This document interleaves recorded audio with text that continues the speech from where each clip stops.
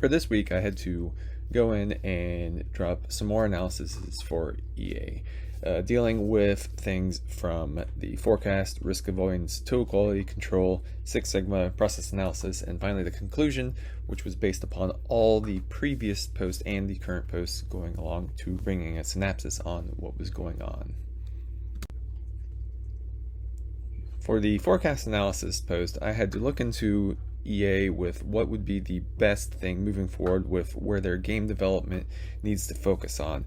And to do this, I looked at where the consumers were purchasing games specifically, on what platforms. The platforms being things from like the consoles, PCs, mobile, and web-based applications. And looking at all of these combinations to show which ones they used to which ones would believe in the future would be the best way to focus development to get the most out of the time and money that EA is spending. With the risk avoidance, it looks into what is the downfalls or the negatives, the consequences, or the bad things that could occur in the future based on the forecast, and how to avoid these things or make them the best case if some of the negatives were to happen, and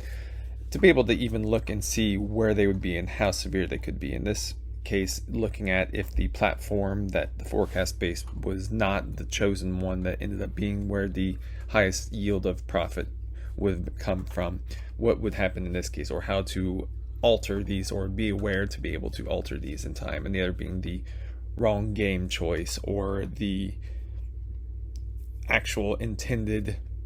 consumer base was misinterpreted for development, and how to adjust and how to be prepared and ready for these things. With total quality control, it's looking into different things to increase the quality essentially of the product, in this case the actual games being put out, and then how to increase the quality, how to maintain that higher level, and then also to then even progress from there to create this better look for the company inside and out, since it's well known that some cases for when EA has created a product has not been the most well received, and how can we change that is what the total quality control suggestions are, and how to do these things, taking the simplest approach from just how to make a better game, and then moving forward to how to make the internal employees feel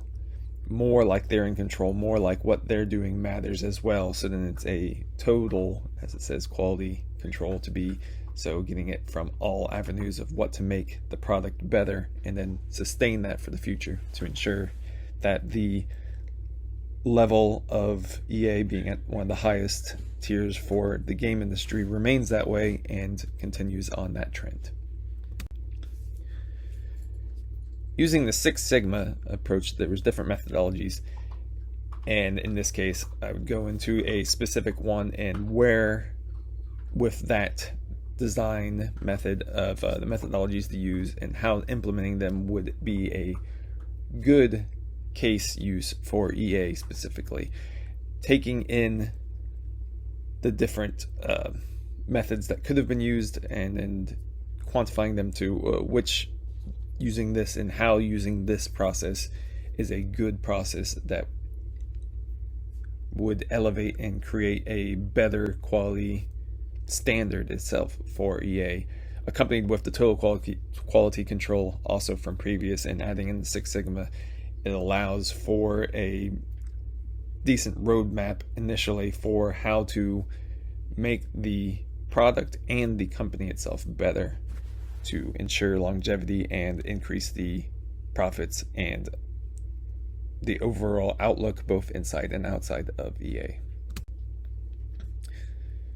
Process analysis was the last blog to be created besides the finale, but this is the last single point, and it's the analysis of how the process flow be made better for EA, and going from little things of identifying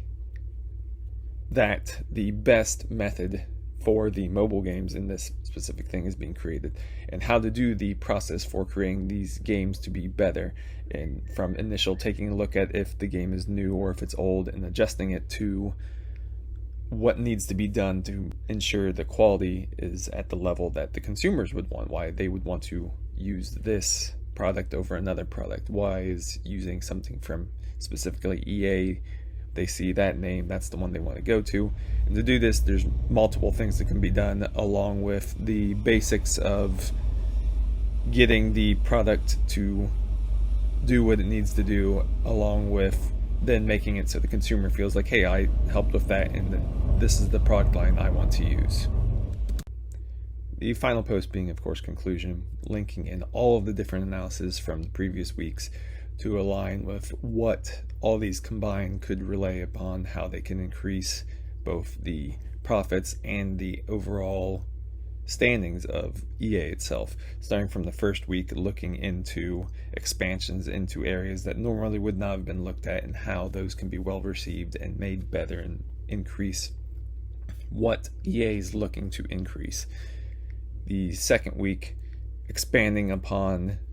the initial progress and looking at different things such as how to look at personnel, how to look at people, the consumers, what would increase their awareness of the brand and increase how likely they are to want to get items from that brand and make their overall opinion better, thus to increase things like sales and longevity of the company, making sure the company stays on top. And then moving into the third week, dealing with the harder questions that CEO level might have to adopt to dealing with things such as personnel, how to deal with the hard choices, how to deal with if a loss of a product in one case, how do you deal with losing personnel or gaining personnel, making sure you're getting the correct personnel and ensuring that the company is not viewed negatively based on these decisions that come in a time that might not look so positive in general. And then moving on, of course, to the final week with these posts adding into the final stage of looking at the forecast, the avoidance of the risk, and how to implement and create the company to run smoother, better, and have quality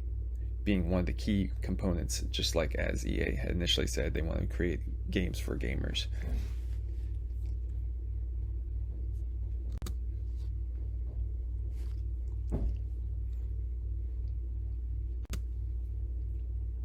And thanks for watching.